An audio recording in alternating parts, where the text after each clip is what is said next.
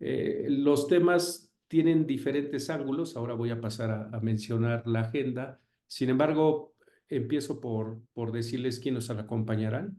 En esta ocasión participará Viviana Belauzarán, quien es uno de nuestros socios de la práctica de consultoría y cumplimiento fiscal de la Ciudad de México. Viviana tiene una amplia experiencia en el manejo de empresas multinacionales y sobre todo con un ángulo muy aterrizado hacia lo que se necesita manejar desde el punto de vista fiscal mexicano. También participará Rodrigo Covarrubias, quien es socio de nuestra práctica de consultoría fiscal en la Ciudad de México también, pero con una especialización asociada con los impuestos internacionales. ¿Y esto qué significa para nosotros? El cuidado y la vista integral de lo que puede pasar tanto en un país en donde se invierte como en el país que está realizando la inversión. Entonces, para el tipo de tema que vamos a desarrollar se convierte en algo sumamente importante por las consecuencias fiscales que pueden derivar de ello. Después nos acompañará también Rodrigo García, quien es nuestro socio de la práctica de comercio exterior. Rodrigo tiene una amplia experiencia en el manejo de todos los programas que se utilizan en el comercio internacional.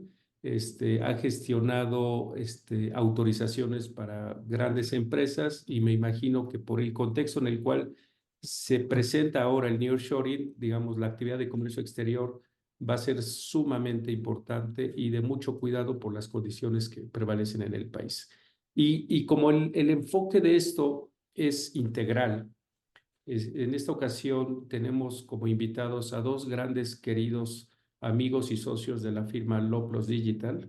Uno de ellos es Rodrigo García Moncada, quien es abogado de profesión y cuya especialidad es la práctica corporativa de M&A, como se le conoce. Eso significa que tiene una gran experiencia en temas transaccionales y en la búsqueda de los mejores lugares para establecer los negocios, el aspecto más regulatorio, la definición del contexto legal en donde se van a realizar las inversiones y me parece que su participación será sumamente interesante. Bienvenido, Rodrigo, y muchas gracias por acompañarnos. Y también estará Mario Facio, quien es socio de Rodrigo y probablemente el valor más importante de contar con la participación de Mario es que en el ámbito de los negocios y sobre todo en la actividad de manufactura, si me permiten ponerlo de esa forma, el aspecto regulatorio, pero con un ángulo ambiental, no solamente está de moda, sino que se ha convertido en el detonador de muchas de las definiciones para decidir en dónde se tiene que realizar la inversión, en dónde debe estar localizada la planta o la actividad de manufactura, qué cuidados tener y todo lo que está alrededor de ello. No me voy a desviar, pero pues, sin duda creo que todos reconocemos que en este momento tenemos un gran problema con el tema energético, con el suministro de agua y estos temas ambientales vistos como concepto, pero con un alcance muy amplio como el que les estoy diciendo, se pueden convertir en el detonador para hacer o no hacer la inversión. Entonces, creemos que con estos ángulos podemos compartir esta charla. Intentaremos hacerla de una forma dinámica y con una estructura que pueda ser pues un poquito más amigable para llevarla, ¿no?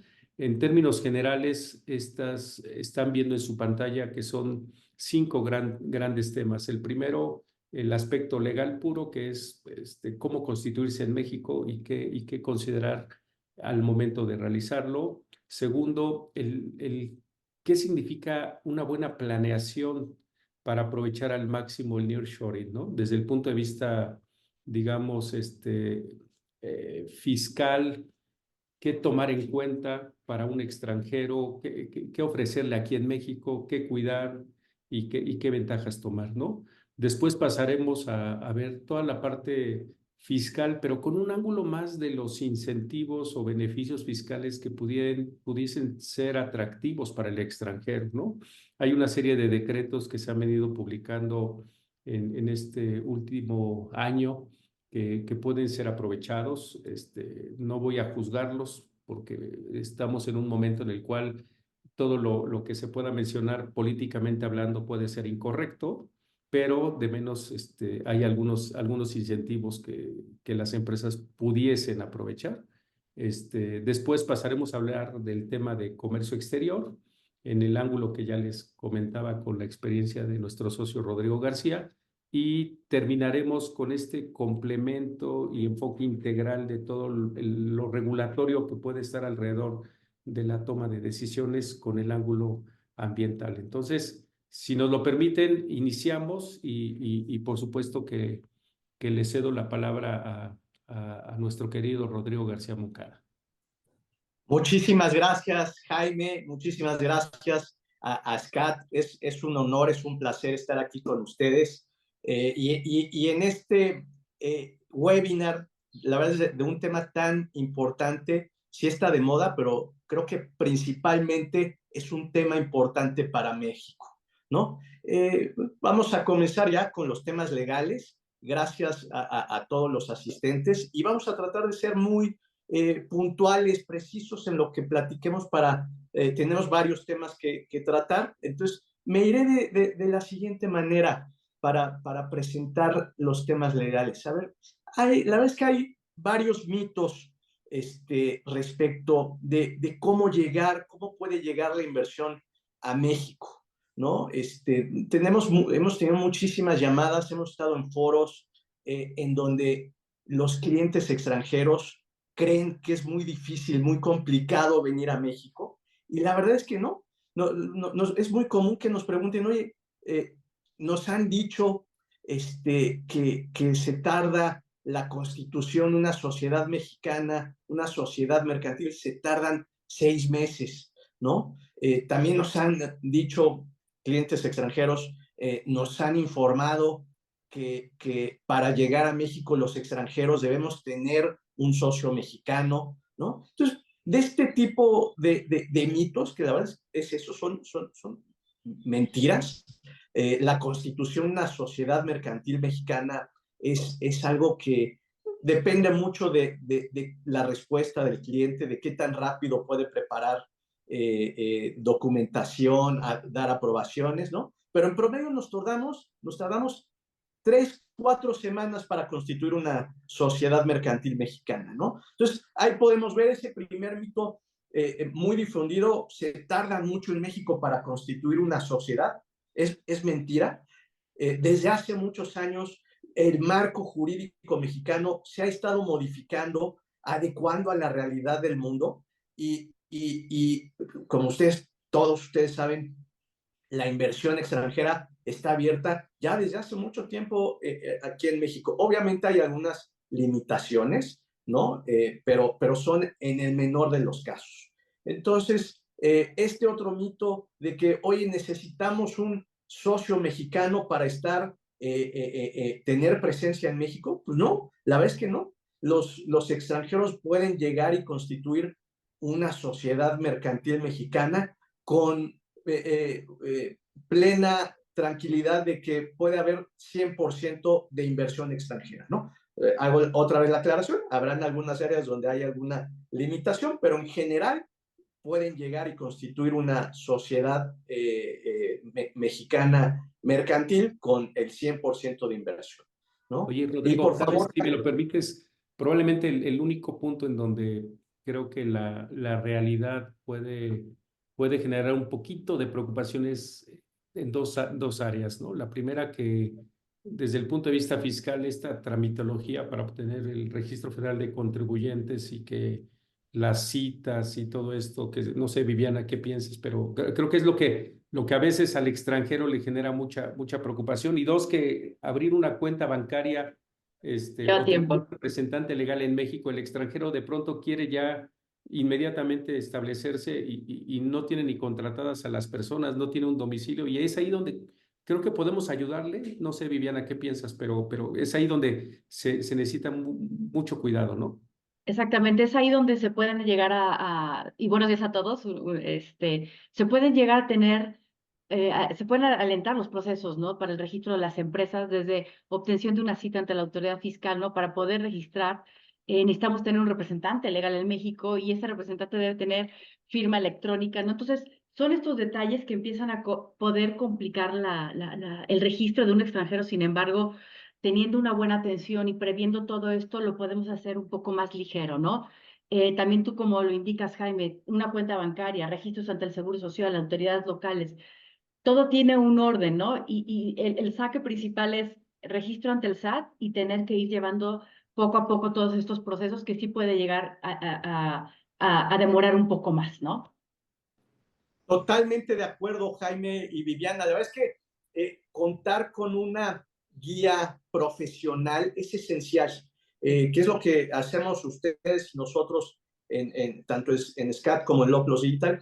Mientras los clientes estén bien asesorados, no solo tendrán esta asesoría legal y fiscal y de precios de transferencia y de comercio exterior, sino esta asesoría práctica que nosotros podemos darle a los clientes de, oye, a ver, el tema de los bancos, pues cada banco se maneja distinto, pero nosotros muy bien sabemos que si llega un extranjero va a ser eh, un problema que llegue un extranjero, aunque sea representante legal, aunque sea el presidente del consejo, para abrir una cuenta de bancos, va a ser un problema. Entonces, esta guía práctica que nosotros podemos dar y que damos regularmente a los clientes de, oye, te conviene otorgar un poder a un ciudadano mexicano, ¿no? Para que él acuda ante el SAT, para que vaya a los bancos, esta asesoría práctica es importantísima, ¿no? Eh, Otra de las cosas que normalmente los clientes, o bueno, la primera cosa que se preguntan los clientes cuando quieren llegar a México o las empresas es, pues, ¿cómo llegar a México? ¿Con qué figura? ¿No? Básicamente tenemos tres opciones en todo el mundo, y México no es la excepción.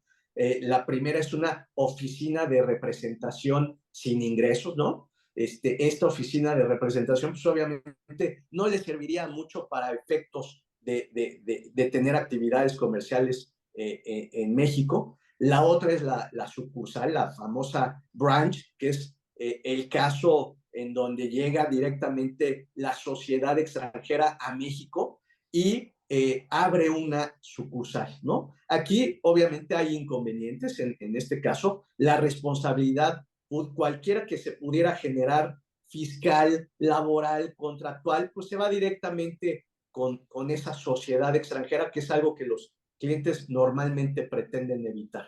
Y la opción más utilizada, la que hace más sentido desde el punto de vista de negocios, es la constitución de su subsidiaria mexicana, ¿no? Esta opción, como se conoce normalmente, da este velo corporativo, limita la responsabilidad que pudiera tener las empresas extranjeras en sus operaciones en México y simplemente consiste en constituir una sociedad mexicana, ¿no? Normalmente ocurre eso, se constituye la subsidiaria y una vez que se decide llegar a México con la subsidiaria mexicana, pues nos enfrentamos a un nuevo problema que es, bueno, ya sabemos que va a ser una subsidiaria, pero ahora, ¿qué tipo de sociedad mercantil va a ser? Es un tema que normalmente lo discuto con ustedes, con Jaime, con Rodrigo Covarrubias, con Viviana, cuando estamos asesorando a las empresas. Es un tema que va de la mano entre la planeación del negocio con temas fiscales y con temas corporativos. En México tenemos varios tipos de sociedades mercantiles, pero la verdad es que son tres los tipos de sociedades más utilizadas. La primera es la sociedad anónima, la segunda es la sociedad de responsabilidad limitada y la otra es la famosa SAPI, ¿no? La verdad es que las tres son en términos generales lo mismo, pero obviamente tienen sus particularidades y me iré muy rápido para no quitar tiempo a los demás temas. Pero es un tema bien relevante.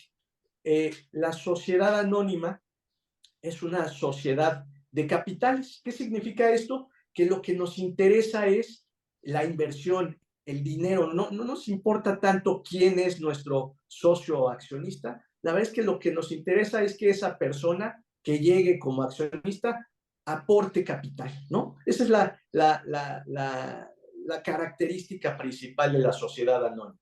Del otro lado tenemos a la sociedad de responsabilidad limitada, que es una sociedad de personas. En este caso sí, lo que nos interesa, además, obviamente estamos hablando de sociedades mercantiles, nos interesa los recursos económicos, pero en la de responsabilidad limitada nos interesa especialmente el socio, quién es socio en la sociedad, ¿no? Por eso, para admitir a un socio en una sociedad de responsabilidad limitada, se celebra una asamblea de socios, ¿no?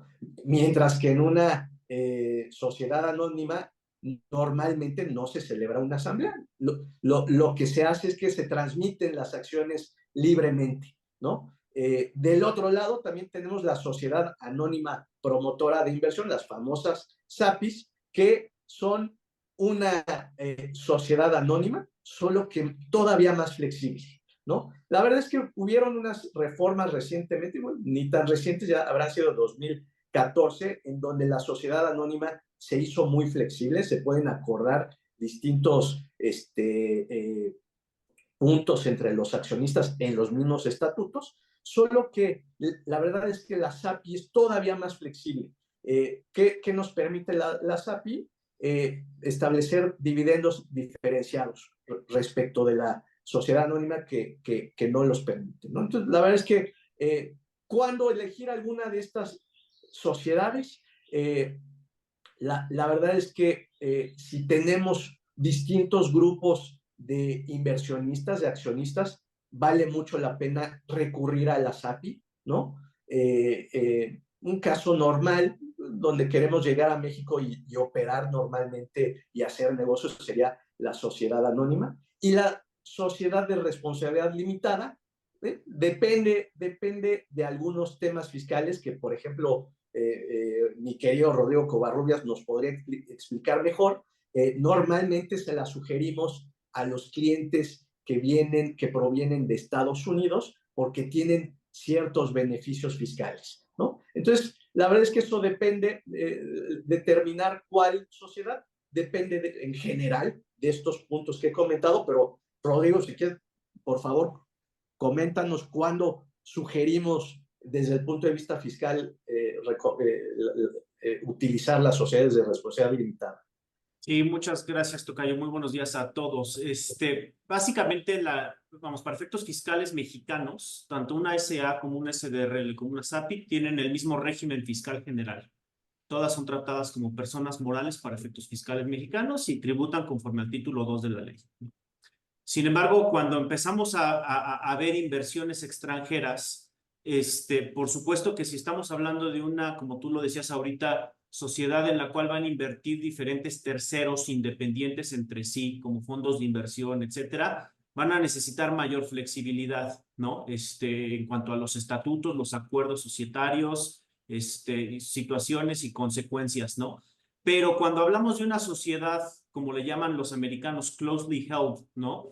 Que al final del día, pues es el mismo dueño, el que es el accionista al 100%, ¿no? Sabemos que hay un requisito de tener dos accionistas, pero pues últimamente es del mismo grupo, y tienen una estructura importante en Estados Unidos, ya sea de manera directa o indirecta. La SDRL suele ser mucho más recomendada porque para efectos fiscales americanos, una SDRL tiene la opción de ser tratada, otra vez, para efectos fiscales americanos solamente, de ser tratada como una asociación o un partnership, o de ser tratada como una corporation o una persona moral normal. ¿Cuál es la diferencia entre una y la otra? Que si la tratan como un partnership, termina siendo transparente para los americanos accionistas. Esto puede ser en una cadena directa o indirecta, pero últimamente lo que sucede es que el accionista americano trata a la sociedad mexicana como una sucursal no como una subsidiaria, y por lo tanto transparenta los ingresos y las actividades generadas por esa subsidiaria mexicana, ese partnership para efectos fiscales americanos, los considera como propios y además cancela todo lo que son operaciones intercompañía dentro del mismo paraguas de entidades transparentes. Entonces, si por ejemplo la sociedad mexicana le hace pagos de servicios o regalías o lo que sea a su accionista americano, pueden desconocer esas transacciones para efectos fiscales también, ¿no? Muchas gracias, Rodrigo. Aparte, Rodrigo, si me lo permites, solo para plantearlo como algo muy aterrizado a lo que nos toca ver todos los días, es que si el negocio mexicano al principio está generando pérdidas, pues evidentemente, digamos, este concepto de transparencia, ¿no?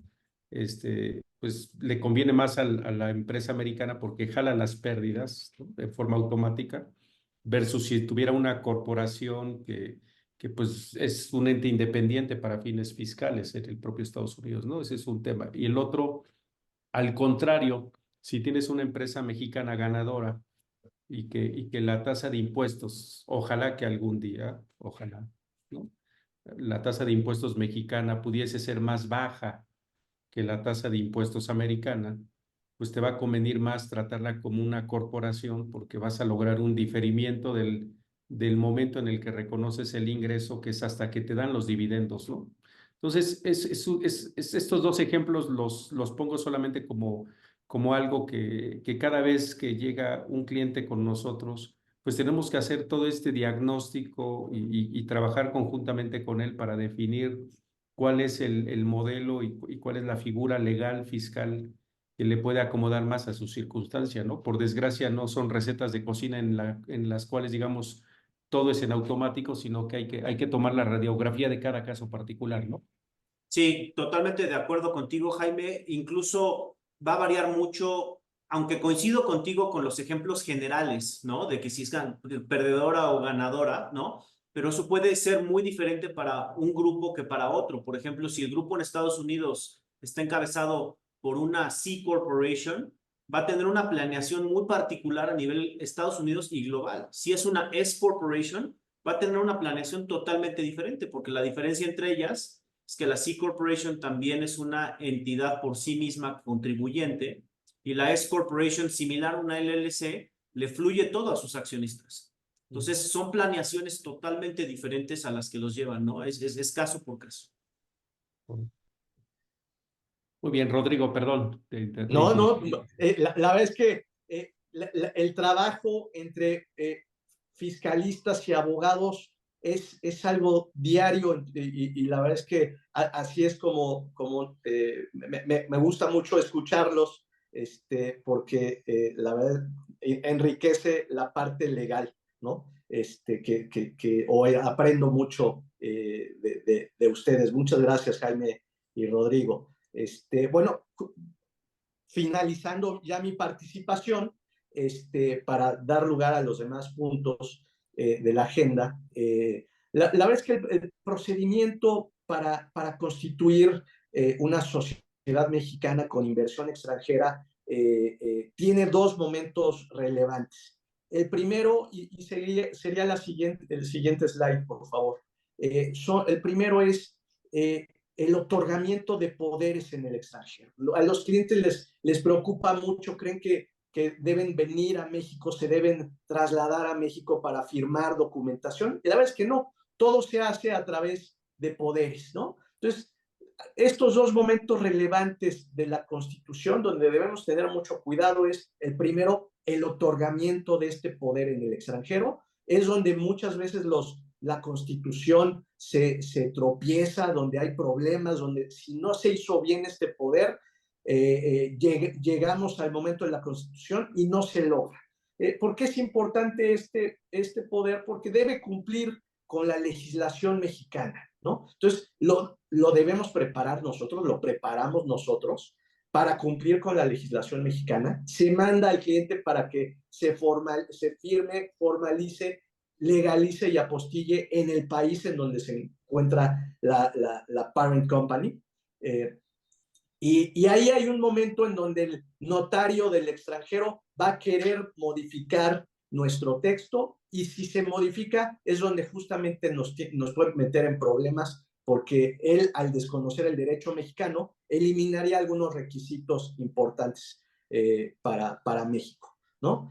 Bueno, este poder se tiene que enviar a nosotros cumpliendo con esos requisitos. Y el otro momento importante es preparar los estatutos de acuerdo a las necesidades del cliente, ¿no? La verdad es que mucha gente a veces menosprecia estos temas corporativos de la constitución de una sociedad. Dicen, pues voy, unos estatutos y ya, ¿no? ¿no? No es tan sencillo, es algo que se le debe dedicar tiempo, que debemos platicar con el cliente sus necesidades, preparar esos estatutos conforme a lo que ellos necesitan, ¿no? Igual los artículos transitorios que contienen el otorgamiento de poderes, tener poderes suficientes para ellos, ¿no? Y bueno, ya todo lo demás son de trámite, de ir a firmar la escritura, el registro público, presentar reportes a inversiones extranjeras, subir información al sistema electrónico de la Secretaría de Economía, y ya de ahí se detonan muchos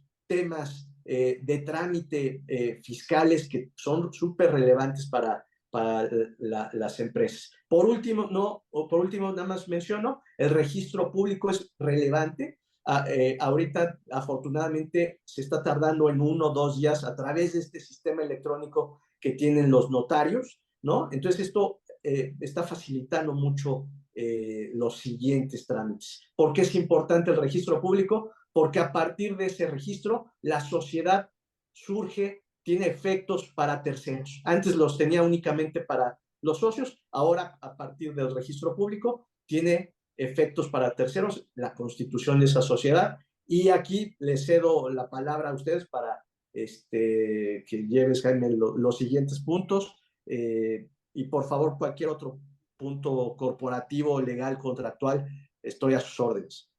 Muchas gracias, Rodrigo. Tal vez en esa parte, Rodrigo Covarrubias, no sé si nos quieres compartir un poco el tema internacional, evidentemente por la naturaleza de la audiencia y que tal vez no estamos frente a los americanos de forma directa. Ya tendremos un webinar para ellos. Algunos pincelazos, como se dice por ahí, de lo que puede ser interesante, ¿no? Sí, de acuerdo, Jaime, muchas gracias. Es muy común que lleguen con nosotros y nos digan, oye, quiero constituir una sociedad en México o una sucursal, ayúdame a hacerlo o ayúdame a definir qué tipo de sociedad. Nosotros siempre lo que sugerimos es que pues, haya como un análisis previo a esa solicitud y que se pueda hacer una planeación muy integral. Esa planeación integral pues la consideramos no nada más en cuanto a áreas relevantes aquí en México, como pues son obviamente la fiscal, la de comercio, la legal, la de precios de transferencia, sino también integral con el país de donde proviene el grupo y cómo está su planeación a nivel internacional. Ahorita poníamos un par de ejemplos, ¿no? De los grupos multinacionales americanos. Otra particularidad también puede ser cómo están en su posición fiscal global y su tasa efectiva con respecto a las famosas reglas CFC, que es similar a nuestros refibres, GILTI o Subpart F, ¿no? Pero todo eso tiene que ir como que en una mezcla del análisis. Con eso, pues sí tenemos que poder identificar, ay, perdón, alguien me la movió por aquí, tenemos que poder identificar, cómo están los activos, funciones, riesgos que piensan llevar a cabo en México, ¿no? Para eso, pues hay que revisar un poquito el cómo está su pensamiento, planeación, estructura actual, que si el supply chain a nivel global, qué se va a pasar a México, cómo está el involucramiento de la sociedad mexicana dentro del grupo, qué operaciones puede haber intragrupo con terceros, tanto proveedores como el mercado, qué necesidades puede tener la sociedad mexicana de sus partes relacionadas. Oye, va a tener que contratar servicios, va a requerir fondeo, va a requerir el uso de intangibles, y toda esa planeación es muy importante para poder pues llegar a una situación fiscal mexicana pues lo más eficiente posible. Y no nada más mexicana, sino también otra vez a nivel internacional. Si estamos hablando de fondeo, pues recordemos que tenemos limitantes a la deducción de intereses, tenemos limitantes a los pagos que directa o indirectamente benefician a un país de baja imposición, parte relacionada. Entonces podemos perder deducciones también, ¿no? Recomendamos también con el fondeo hacer una evaluación integral normalmente del beneficio neto que se tiene de un costo de financiamiento, los intereses, con la deducción al 100% de los intereses, cuidar esas limitantes, pero también los efectos como el ajuste anual por inflación, el efecto cambiario, la retención y cómo lo graba quien recibe esos intereses, ¿no? Una vez que llegamos a eso, entonces sí podemos empezar a descifrar o identificar, oye, pues, ¿qué tipo de sociedad te conviene? ¿O es una sucursal o es una subsidiaria, ¿no? La gran diferencia, como ya lo decía mi tocayo, la sucursal, pues obviamente no tiene personalidad jurídica propia. Para efectos fiscales, en nuestra experiencia, es un poquito más difícil de administrar. Tributa conforme al título segundo de la ley del impuesto sobre la renta, pero sí tiene algunas particularidades. E incluso yo a veces pongo este ejemplo, nos ha tocado que hasta es un poco más complicado registrar y obtener el RFC de una sucursal, de un establecimiento permanente, que de una sociedad constituida conforme a leyes mexicanas. Es el absurdo de que llegas con una sucursal de, no sé, voy a inventar, de Alemania, y llegas con la documentación corporativa alemana, porque la sociedad que se está registrando es alemana. Recordemos que la sucursal no es más que una extensión de la misma sociedad registrándose aquí en México, y nos dicen, ¿por qué esta documentación no está notarizada, o sea, en español originalmente y hecha por un notario en México? Oye, pues a ver, aquí está la traducción por el notario, sí, pero es documentación alemana, ¿no? Hasta ese tipo de problemas nos hemos enfrentado, ¿no? Una vez que ya logramos identificar qué tipo de sociedad puede ser la más conveniente con todo esto, pues entonces sí podemos entrar un poquito a la parte de la planeación intragrupo, definición de política de precios de transferencia, qué activos tangibles e intangibles va a haber en México, qué riesgos y retornos se deben de esperar. Nosotros siempre recomendamos poder proyectar un poco la situación fiscal de la sociedad mexicana hacia el futuro y poder utilizar eso para evaluar el impacto en el grupo a nivel global, ¿no? Oye, la sociedad mexicana se debe de quedar con un retorno de X cantidad, vamos a pagar dividendos o no vamos a pagar dividendos, vamos a buscar una salida de flujos de México más basada en un tema transaccional, intercompañía, servicios, regalías, ese tipo de cosas, ¿no?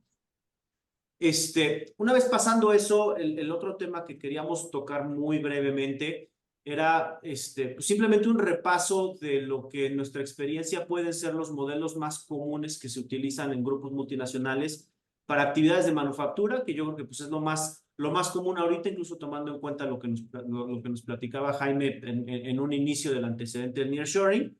Pues somos un hub de manufactura muy importante, ¿no? Y vamos a comentar también brevemente un modelo de distribución, ¿no? La manufactura, como se suele llevar a cabo en México, yo a veces lo describo como los dos extremos, ¿no? En un extremo podemos tener una manufacturera con todos los riesgos y actividades que comúnmente se le llama como full-fledged manufacturing, y en el otro extremo tenemos una manufacturera muy limitada, que le fueron quitando todos los riesgos, activos, funciones, y terminamos en un modelo pues, de una maquila pura, ¿no? En medio, con muchas variaciones y pequeñas diferencias en lo que puede ser de una en una, está la manufacturera por contrato, ¿no? En lo que es lo más común en este tipo de situaciones vinculadas más con el nearshoring, que hablamos de grupos multinacionales moviendo sus actividades de manufactura hacia México, suelen estar más cargados hacia la manufacturera por contrato o una maquila pura. Recordemos que la diferencia entre la manufacturera por contrato y la maquila pura termina siendo, en la mayoría de los casos, la propiedad y el riesgo del activo fijo, siendo que el título de propiedad y el riesgo del inventario se sigue manteniendo en el extranjero con un principal Tienes quien compra, envía a México la materia prima para su transformación o el proceso que vaya a hacer y vende, el principal en el extranjero le vende a los clientes regularmente en el extranjero. Si hay clientes en México, pues se puede llegar a utilizar una distribuidora también aquí en México, ¿no? Aquí nosotros hemos estado analizando recientemente, en los últimos, yo creo que 3, 4 años, y hemos visto como que una sobreregulación en el modelo de maquila pura y un vínculo que creemos que es innecesario entre todos los controles que tiene que haber en otras materias, como puede ser precios de transferencia o comercio exterior, con la definición de la maquila pura. Recordemos que la actividad de maquila pura, como es la combinación de propiedad de activo fijo y de inventario de un extranjero en México, inicialmente nos generaría establecimiento permanente, pero hay una excepción muy particular para la operación de maquila. Entonces, tenemos que calificar como una operación de maquila y está vinculada con toda la regulación que puede haber en materia de comercio exterior y precios de transferencia para poder continuar calificando como tal. Entonces, si incumplimos algo en otra área, en otra materia, en automático nos puede llevar a un riesgo de establecimiento permanente. En adición a esto, en un modelo de manufactura por contrato, pues sí hemos incluso identificado que a veces hasta resulta mejor el margen que se puede dejar en México que el de una maquiladora. Entonces, hemos estado recomendándole a los clientes el poder hacer una evaluación. Ya normalmente estos modelos ya tienen muchos años, y hacer una reevaluación de sus modelos de las operaciones de manufactura, porque a veces si son maquilas puras, resulta más conveniente y una mejor administración de riesgos, moviéndose más hacia una manufacturera por contrato, ¿no? Oye, Rodrigo, tal vez con eso, Sí. si me lo permites, para ver si nos movemos hacia la parte de los incentivos y estímulos fiscales. Digamos, en el pasado, con tristeza lo digo, ¿no? La mayoría de los extranjeros llegaron y se establecieron como maquiladoras solo porque tenían una preocupación de una tasa de impuestos elevada en México y una PTU muy cara. Entonces, todos los modelos eran el costo más un pequeño porcentaje de utilidad, y el costo básicamente era la mano de obra.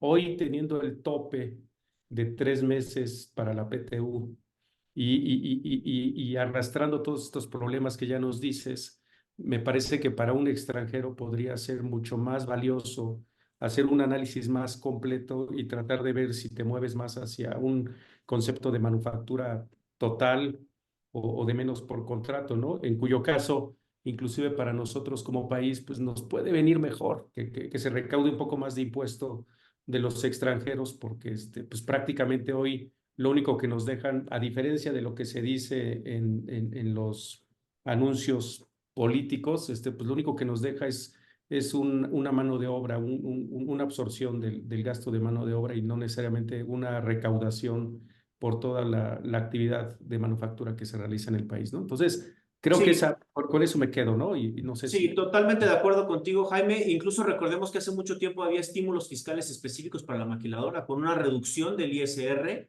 y luego había más opciones en materia de precios de transferencia, que solo el Safe Harbor. Estaba el APA, unilateral o el bilateral. Entonces, se ha encarecido también la carga fiscal para el propio régimen de maquiladora. Totalmente de acuerdo contigo con la recomendación de una evaluación integral en este momento, después de algunos años. De acuerdo. Oye, No sé. tocayo, y aprovechando que estás hablando de estos temas, ahorita justamente con este nuevo relanzamiento de lo que es el nearshoring, pues ha habido un incremento importante de empresas de servicios que están ligadas a estos esquemas de manufactura, que también están teniendo la necesidad de hacer una planeación adecuada, ¿no? Donde empresas grandes, prestadores de servicios de extranjeros, están pensando en poner aquí sus unidades de negocio para prestarle también servicios a empresas de manufactura. Y se ha visto, ¿no? O sea, ha habido una llegada importante también ya de prestadores de servicios que fueran bajo estos esquemas, ¿no? Entonces, comentarlo para que también la audiencia identifique que está habiendo un incremento de prestación de servicios inherentes o vinculadas con la operación de manufactura. De hecho, Rodrigo, con lo que dices, no sé si tendríamos que en algún otro momento, ¿no?, hacer una segregación y decir qué es el nearshoring para los extranjeros y qué es el nearshoring para los mexicanos, ¿no? Para los mexicanos, claramente la actividad de real estate, como se le llama, ¿no? Claro. Los que pueden construir, los que pueden rentar, los que pueden dar servicios, o con estas reglas de origen que ya nos platicarás más adelante, si hay un componente que debe ser mexicano, si hay una parte complementaria del proceso, ahí es donde nuestra inversión mexicana puede tomarle ventaja al nearshoring, ¿no? Porque de otra manera pareciera que esto nada más está pensado para que vengan los extranjeros, nos den mano de obra y produzcan y se lleven las utilidades fuera del país, ¿no? Y algo que yo he Lo muy criticado un básico. poco, Jaime, es el tema de poder utilizar a México como centro de exportación de servicios regionales para multinacionales extranjeros, y el problema suele ser el IVA. Entonces, ahí es donde creo que pues, se ha quedado corta la legislación para poder fomentar otro tipo de actividades, no nada más ese tipo de mano de obra como mencionas. Correcto, correcto. Muy bien, pues ¿les parece que pasemos a los beneficios o estímulos fiscales que hoy pareciera que pudiesen aplicar al nearshoring? No sé, Viviana, si nos quisieras platicar de ello. Sí, claro. Una vez ya que hemos definido, ¿no? Como hemos estado platicando durante esta charla, ¿no? El tipo de entidad que vamos a constituir en México, o es un establecimiento permanente, o inclusive también hablábamos de las oficinas sin ingresos, que quisiera hacer un paréntesis aquí, de las oficinas de representación. Siempre es muy importante analizar, como comentaba Rodrigo Covarrubias, qué tipo de actividades se van a realizar, porque en la práctica hemos visto que consideran, oye, son actividades previas, preparatorias y demás, y muchas veces no caemos en estos supuestos, ¿no? Entonces, una vez ya que tenemos este concepto, ¿no? Y estamos siendo o un establecimiento permanente o una empresa, persona moral constituida conforme a las leyes mexicanas, donde ya dijimos, el régimen fiscal es similar, que hay ciertas diferencias, ¿no? Entre un EP y una persona moral, ¿no? Que tributan conforme al título 2, tenemos que valorar ese tipo de estímulos que existen, ¿no? Estos estímulos, evidentemente, en el primero que me voy a enfocar, el de la región fronteriza, norte y sur, ¿no? Donde se buscaba tener y proteger nuestra región fronteriza, tener condiciones similares y competitivas versus la frontera, el país colindante. Sin embargo, déjenme comentarles que estos estímulos que tenemos tanto para IVA como para ISR, la vigencia que tenemos es hasta el 31 de diciembre del 2024, ¿no? Si ahorita tenemos un boom de este nearshoring, debemos de buscar y como país, ¿no? Fortalecer este tipo de beneficios si queremos atraer este tipo de inversiones, ¿no? Y básicamente, como recordatorio, lo que se busca con esto es poderle darles a las empresas que se encuentran físicamente, ¿no? En estas regiones fronterizas, tanto del norte como del sur, para que tengan un crédito, ¿no? En materia de impuestos sobre la renta de una tercera parte del impuesto que se causa por las actividades realizadas, ¿no? Y en materia de impuesto al valor agregado es similar y también es un crédito fiscal del 50% del IVA, ¿no? Estaremos hablando que en lugar de una tasa del 16 es una tasa del 8%, ¿no? Entonces, sin embargo, se oye bien, son decretos que están muy limitados, ¿no? Para poderlos aplicar.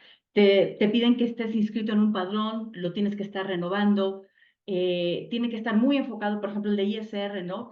Estar ubicado, tener ciertos cumplimientos fiscales, porque si no, me salgo de este padrón y yo no puedo seguir aplicando este tipo de beneficios, ¿no?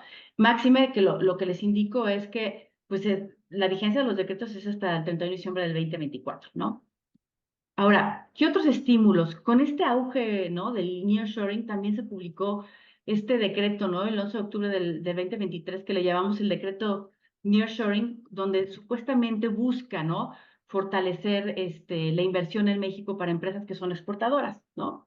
Este decreto aplica a personas morales, inclusive puede aplicar personas físicas, pero no nos aclara si aplica para establecimientos permanentes, ¿no? Como el de región fronteriza norte o sur sí aplicaría, este decreto no lo indica. Yo creo que es algo importante y fuerte que se debería de estar aclarando, ¿no?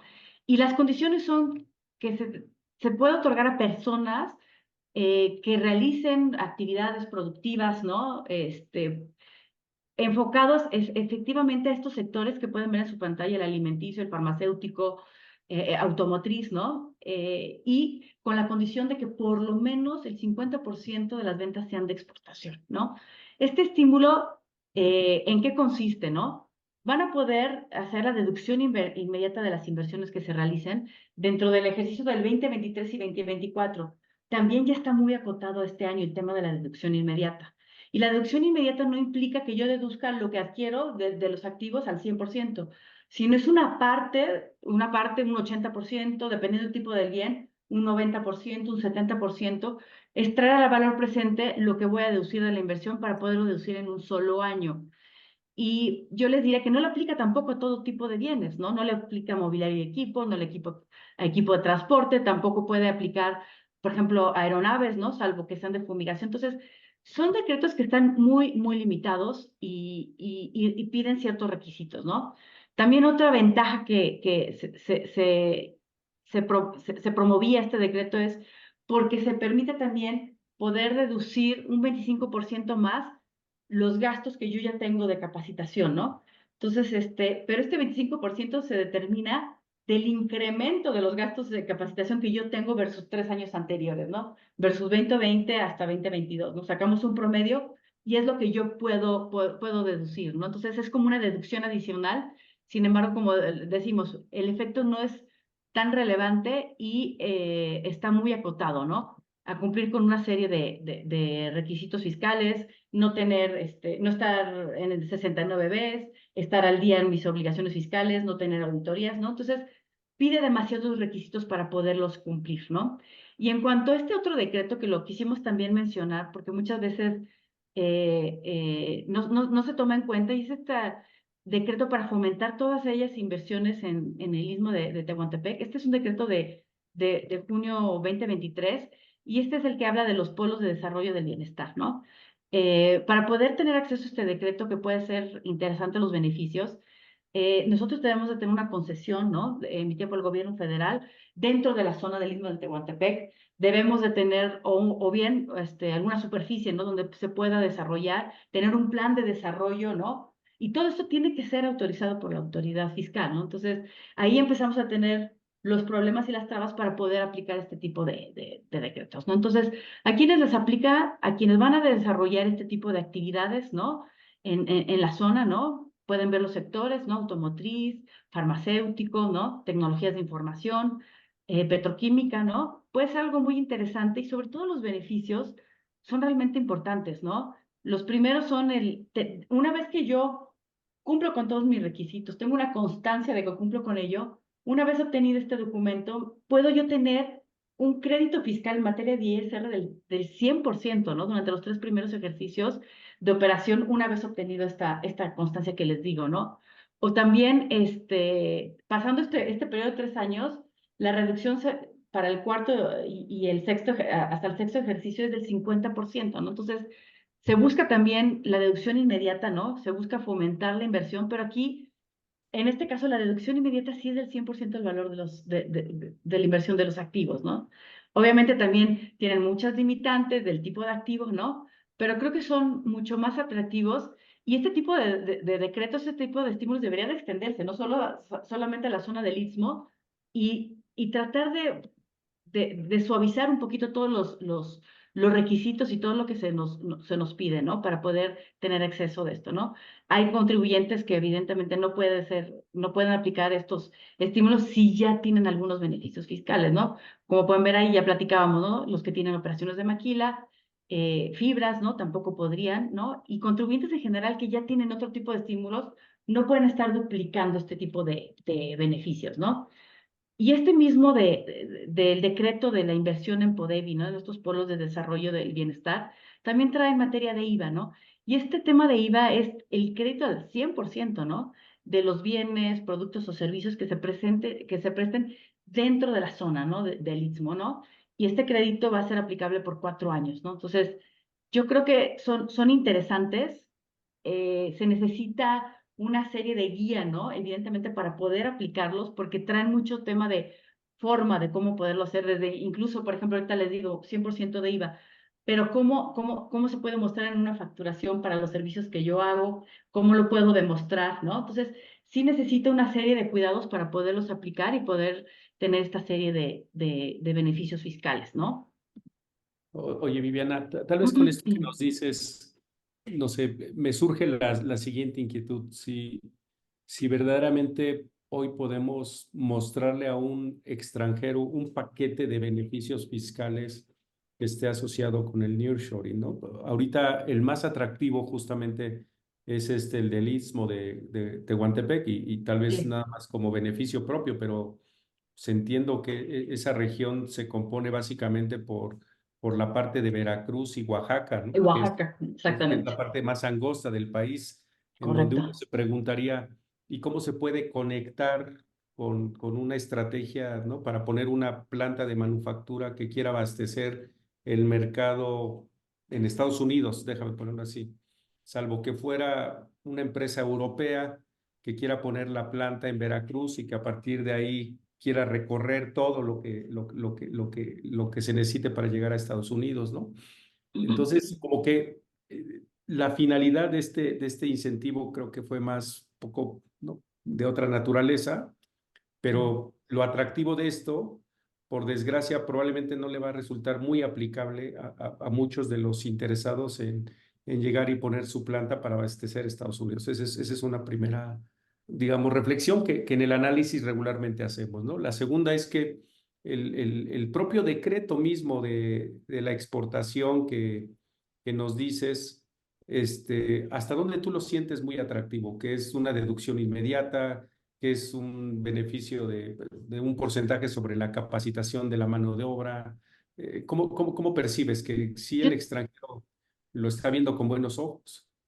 yo te diría que son beneficios muy limitados, ¿no? Son beneficios muy limitados de ambos, ¿no? En el de el Istmo de Tehuantepec, como bien indicas, la finalidad es el crecimiento de la zona, el desarrollo de la zona, no tanto, digo, obviamente puede venir a través de inversión extranjera, pero no tanto, oye, ¿cómo atraigo esta inversión extranjera para que fomentar el crecimiento y demás en general del país y de los sectores, ¿no?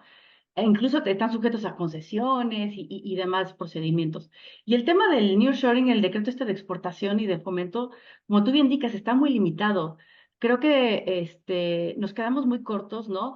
Con decretos o estímulos que también deberían de estar enfocados a la forma en que pueden llegar a ser y traer la inversión, ¿no? Lo que comentaba ahorita Rodrigo, oye, el financiamiento está limitado, ¿no? La deducción de intereses está limitada. ¿Cómo puede llegar a participar 100% capital? Muchas veces el esquema o las operaciones de grupo implica también que lleguen a través de financiamiento y eso no está regulado.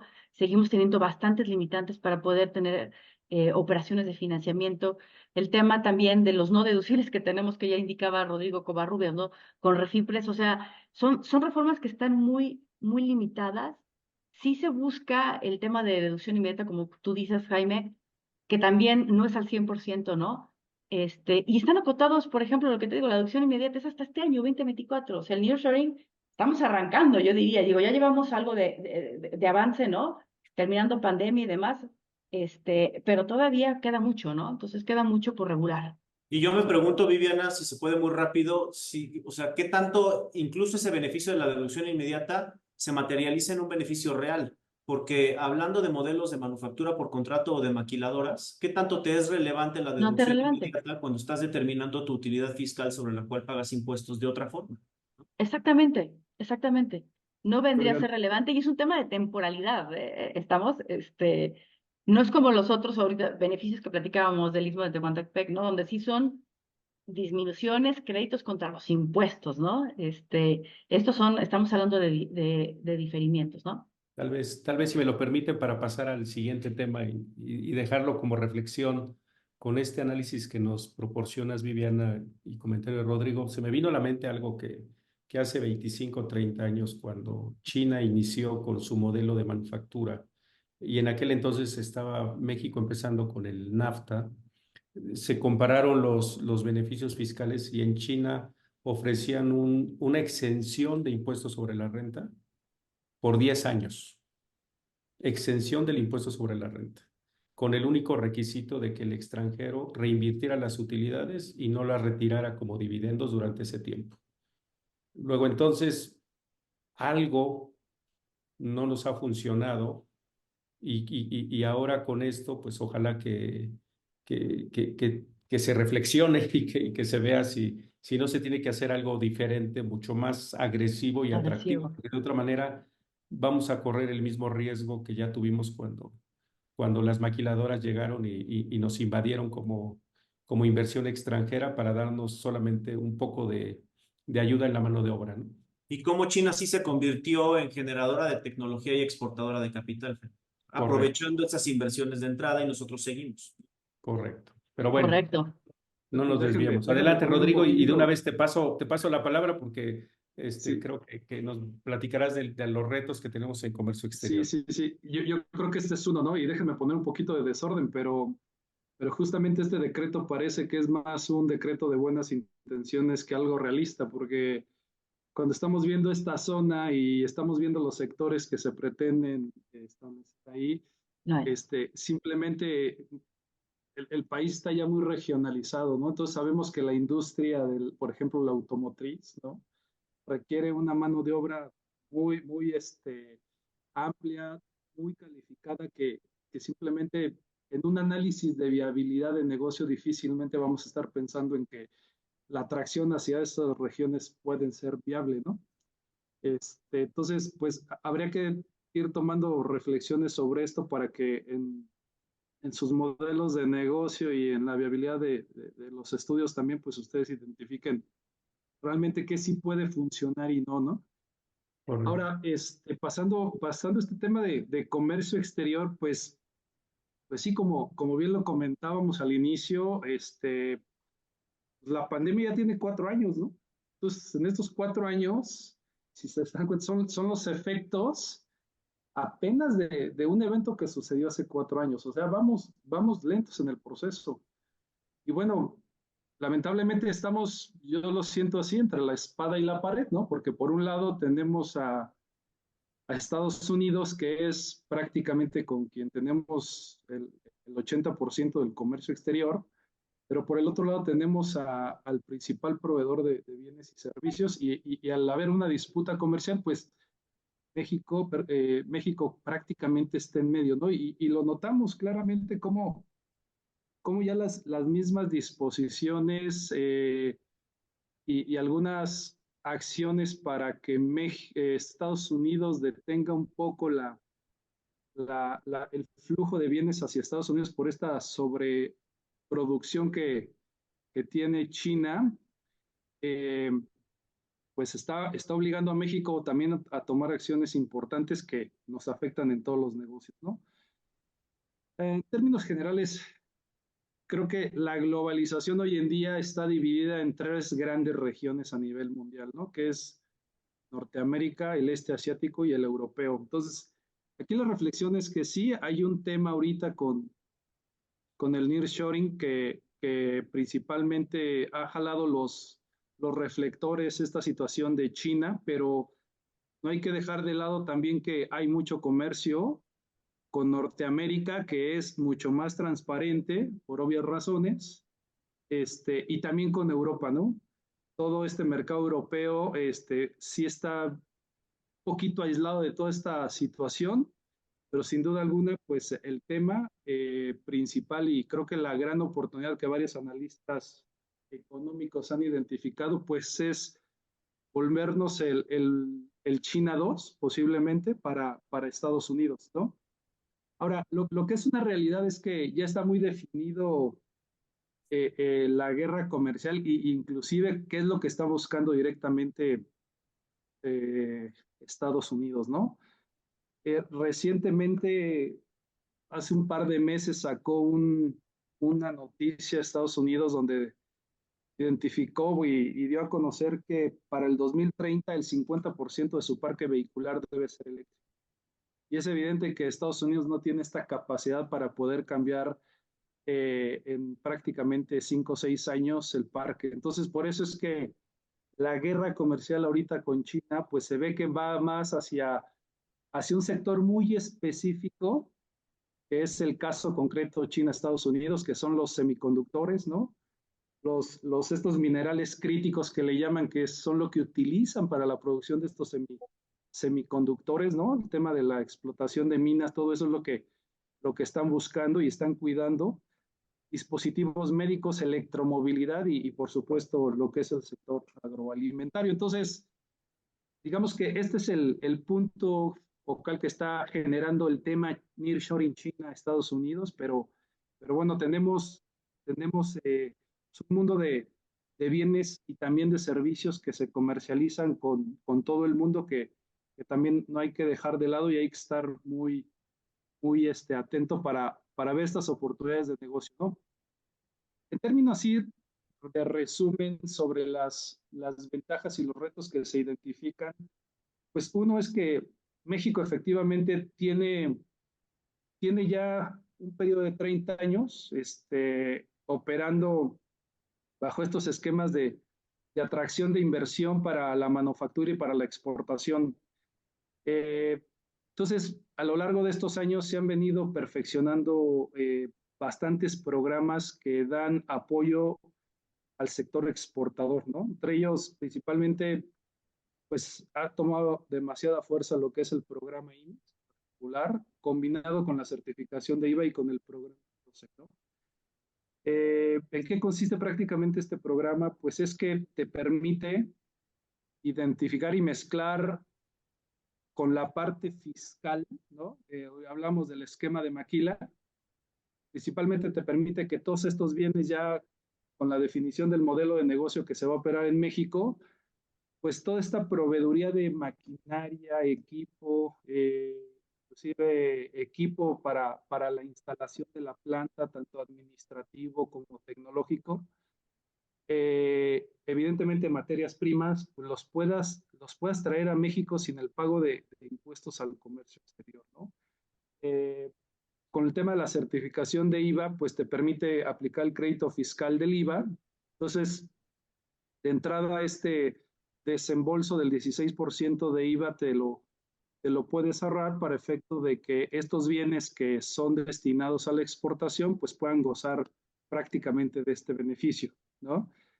Aunado a esto, pues la parte de lo que son los programas PROSEC ofrecen aranceles disminuidos o mucho más bajos que la tarifa general, que también están orientados para que se aprovechen para estos esquemas de importación temporal.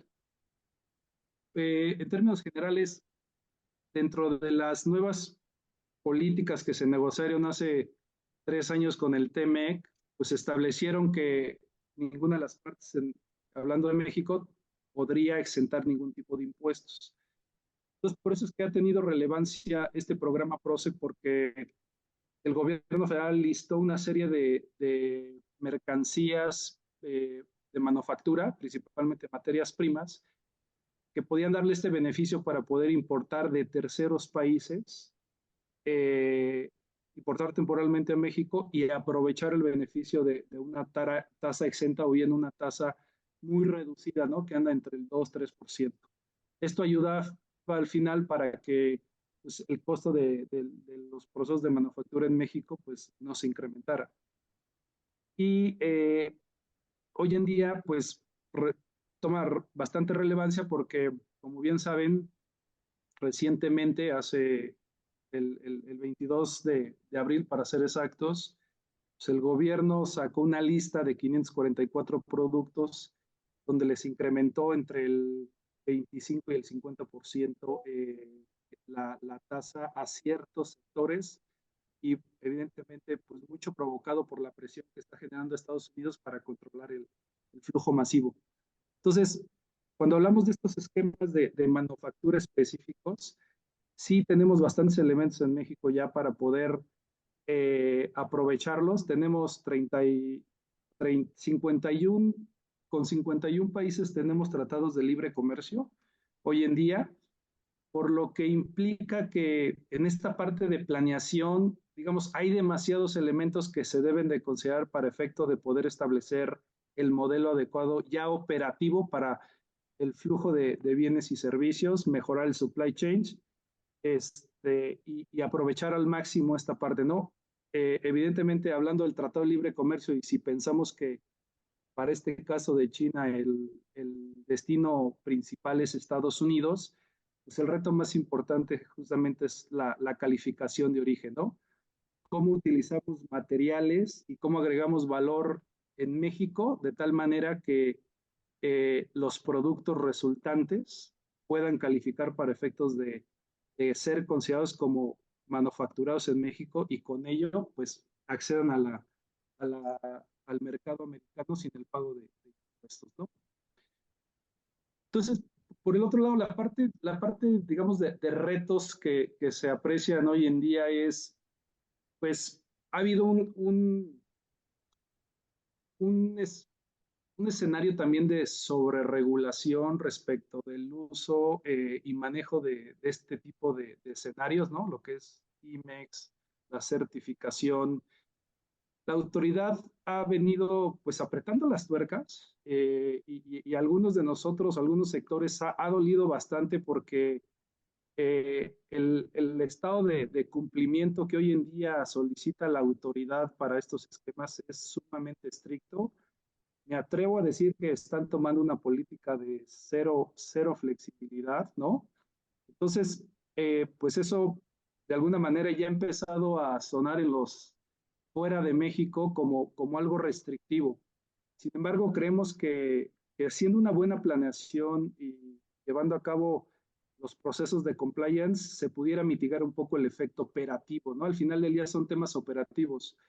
Creo que el modelo de negocio ya lo explicó muy bien mis socios y tiene mucho sentido y México está en una posición sumamente importante.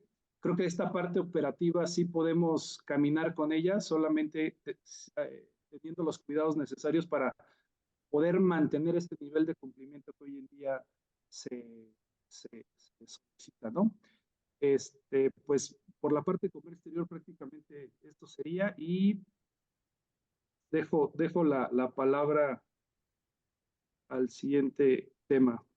Gracias, Rodrigo. Tal vez en este ángulo regulatorio, Mario, si bien se tiene que hacer una gran evaluación al momento de definir si se invierte y cómo se invierte, creo que también durante la vida de la empresa, hoy por hoy, pues, se convierte en un tema muy relevante, ¿no? Sobre todo que no porque estén de moda hablar sobre la escasez de agua o porque hoy la política pública ha sido que la generación de energía pues solamente le corresponde al Estado y está siendo bastante escasa y bueno, todo eso creo que en un contexto más ambiental, como le llamamos, seguramente tú puedes darnos una muy buena guía y sobre todo a nuestros clientes orientarlos en ese sentido, ¿no? Así es, Jaime, muchas gracias. Pues fíjate, podemos empezar por señalar que todos estos aspectos ambientales deben ser considerados también desde el principio, desde la planeación. ¿Por qué? Porque vamos a tener que responder una pregunta. ¿A dónde vamos a llegar como empresa? ¿A dónde vamos a llegar físicamente? Si somos una manufacturera, ¿dónde vamos a establecer nuestra fábrica? Si somos un hotel, ¿dónde lo vamos a poner? Si somos una empresa de servicios, ¿dónde nos vamos a instalar? Si necesitamos tener, por ejemplo, instalaciones de logística, ¿qué requisitos deben tener los lugares en los cuales vamos a tener que desarrollar nuestras actividades? Y para eso, no solo, me voy a ir un poquito más atrás, no solo los aspectos ambientales, te vas a los aspectos regulatorios en general. Tú vas a tener que revisar, por ejemplo, las leyes de desarrollo urbano locales, los planes de desarrollo urbano, tienes que checar si hay restricciones en cuanto a protección civil, bomberos, construcción, para ver si el predio en el que tú quieres llegar a desarrollar tu actividad tiene la factibilidad de llevar a cabo tus actividades precisamente. Un plan de desarrollo urbano emitido por la autoridad estatal o local te dirá si tu predio tiene la vocación para llevar a cabo las actividades que tú quieres. Si tú eres una industria de alto impacto y en donde compraste o donde quieres comprar solo se puede llevar a cabo industria ligera, bueno, tendrías que pasar por un tortuoso proceso legal si quisieras modificar esa circunstancia. Entonces, es algo que tienes que considerar desde el principio. Avanzando un poquito hacia lo ambiental pasa algo similar. Quieres poner un hotel en un lugar donde afectes un ecosistema costero, quieres estar cerca de un área natural protegida, quieres realizar actividades que estén gobernadas por lo que llamamos un ordenamiento ecológico del territorio, bueno, pues vas a tener que revisar todos esos ordenamientos para ver si la regulación ambiental te permite llevar a cabo las actividades que tú quieres llevar a cabo en donde tú las quieres llevar a cabo. ¿Cuál sería el procedimiento en materia ambiental para aterrizar todo esto? Bueno, pues tendríamos que empezar con uno de las autorizaciones más importantes, que es la autorización de impacto ambiental. Digo que es de las más importantes porque tanto cualitativa como cuantitativamente. Cuantitativamente porque si tú no tienes esa autorización, y eso me gustaría hacer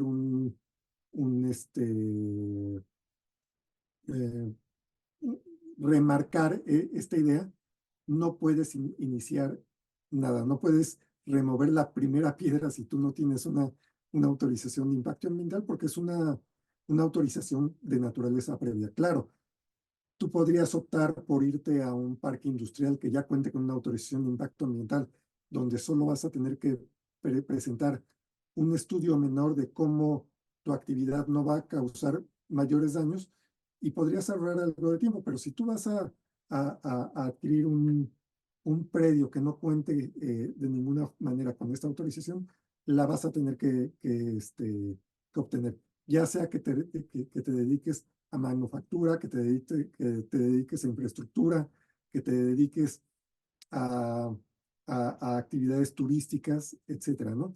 Si tienes actividades de servicios, podrías o no, porque se convierte en un tema local, en un tema, por ejemplo, en el Estado de México, prácticamente cualquier actividad comercial o de servicios requiere algún tipo de estudio de impacto ambiental, pero hay otros estados donde no es tan específico el asunto. Entonces, junto con este impacto ambiental, tendrías que, o tradicionalmente se estudian otros dos autorizaciones, que es el riesgo ambiental, que es un poquito relacionado con la calidad de las actividades que vas a llevar a cabo ahí. Por ejemplo, si tu actividad se engloba como una actividad altamente riesgosa, vas a necesitar un estudio de impacto ambiental federal. Si no lo es, probablemente necesites un estudio de riesgo ambiental federal. Si no lo es, probablemente solo necesites un estudio de riesgo ambiental local. Y paralelo a esto, un estudio de cambio de uso de suelo en terrenos forestales, que suena muy exótico, pero es prácticamente, junto con el impacto ambiental, pues uno de los permisos más importantes que hay que tomar en cuenta antes de adquirir un predio o antes de pensar en casarnos con un predio para llevar a cabo actividades. ¿Por qué? Porque si tú no tienes esta autorización de cambio de uso de suelo en terrenos forestales, que básicamente es un permiso para remover la vegetación existente, pues no puedes llevar a cabo ninguna actividad en ese lugar.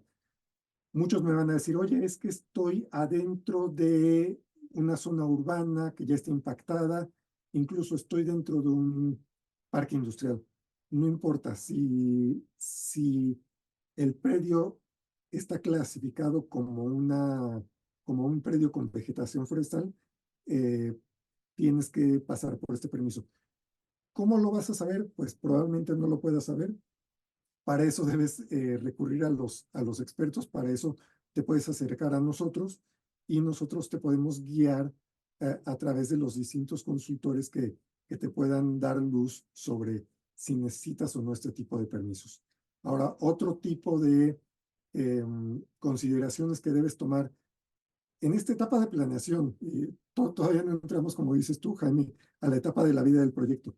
En la planeación es la disponibilidad del agua, ¿no? Tú puedes estar en una zona urbana donde exista un sistema de agua potable municipal, y puedes acercarte a esa autoridad municipal y preguntarles a través de una solicitud de una factibilidad de agua si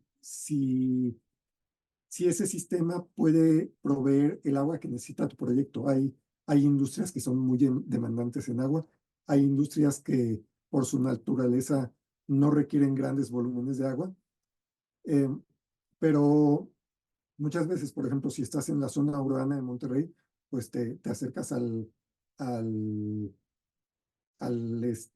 organismo local de agua potable, les preguntas, ellos pues se dedican en muchas ocasiones a reciclar el agua que dejan el resto de las industrias, y si esa agua cumple con las características que tú necesitas, pues no vas a tener ningún problema. Pero si no tienes esa facilidad de que tu problema sea resuelto vía el sistema local, pues tendrías que conseguir una concesión para explotar aguas nacionales, que podrían ser subterráneas o superficiales. Superficiales de ríos, subterráneas, pues prácticamente cavar un pozo y aprovechar esa agua.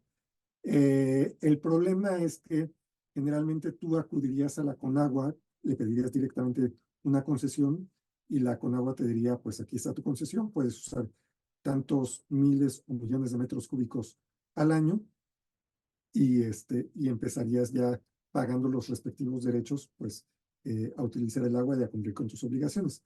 El problema es que la mayor parte de nuestro territorio nacional está en un estado donde ya no hay disponibilidad del agua. En el sur es posible que te encuentres un poquito más de disponibilidad.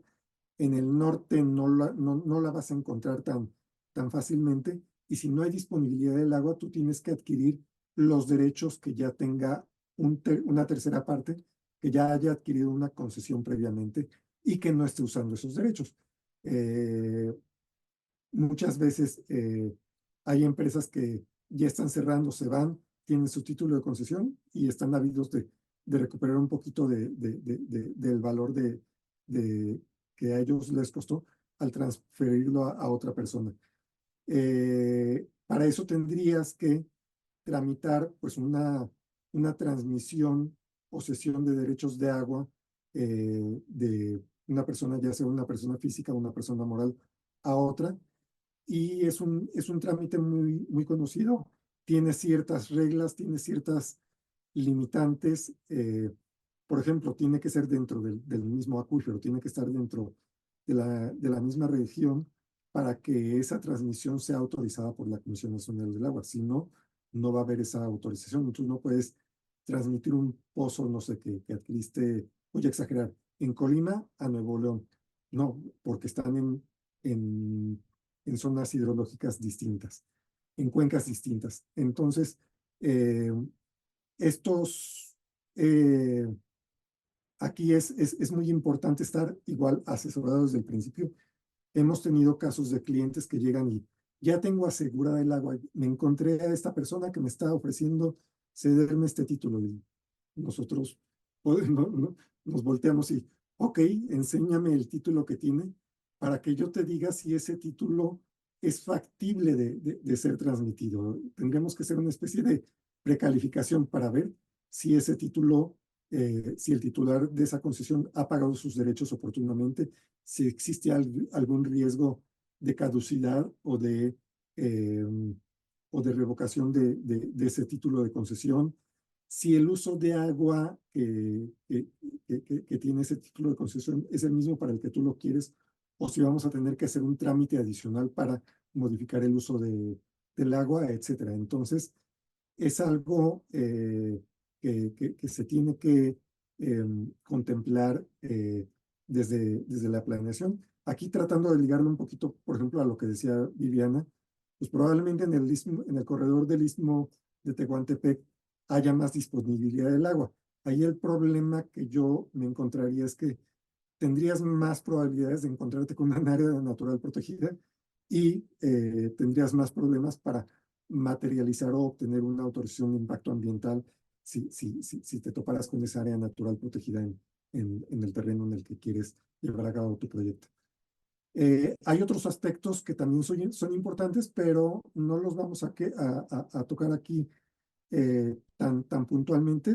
Creo que los que mencioné son los que tienes que tomar en cuenta desde la planeación. Claro, a lo largo de la vida de tu proyecto vas a tener obligaciones en materia de impacto ambiental, vas a tener obligaciones en materia de agua, que si no los cuidas, pues puedes perder tus permisos y eso puede traducirse en una clausura de tu negociación. Quédense con esa idea, no se asusten, nada más es cosa de estar al pendiente, ¿no? Otros permisos ambientales de los que habría que estar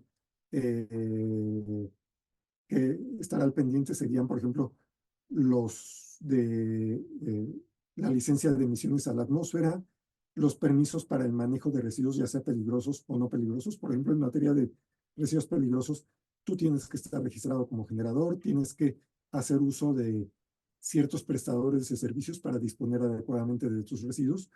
Pero en materia de comercio exterior también hay una figura en la que si tú importaste ciertos insumos para fabricar y esos insumos se convirtieron al final del proceso productivo en residuos peligrosos, en principio tú tendrías que solicitar un permiso de exportación de residuos peligrosos para retornar esos residuos al país del cual obtuviste tú esos insumos.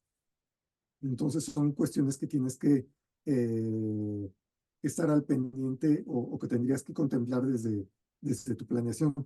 Otro punto que yo estoy marcando aquí, la cuestión de los bonos de carbono, ahorita para la etapa del nearshoring, realmente le aplicarían muy pocos proyectos porque tendrías que demostrar un componente que se llama adicionalidad, donde prácticamente tendrías que convencer a las certificadoras de que si tú no obtienes un beneficio de bonos de carbono, pues tu proyecto no se va a hacer prácticamente o no es económicamente viable porque dependes de ese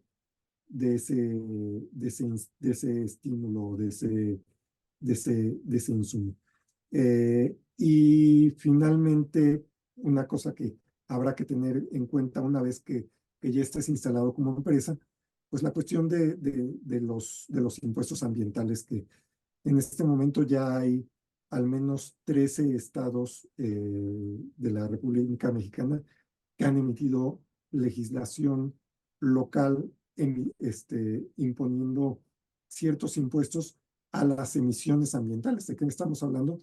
Emisiones a la atmósfera de gases de efecto invernadero, pero aunque tú me digas, oye, es que toda nuestra maquinaria es eléctrica, te van a decir muchas veces esos estados, no te preocupes, con base en la electricidad que estás utilizando tú, nosotros calculamos que vas a tener tantas emisiones indirectas, quiere decir que esa electricidad alguien la tuvo que producir, entonces tu actividad sí que está generando emisiones a la atmósfera y por ese motivo tendrás que presentar también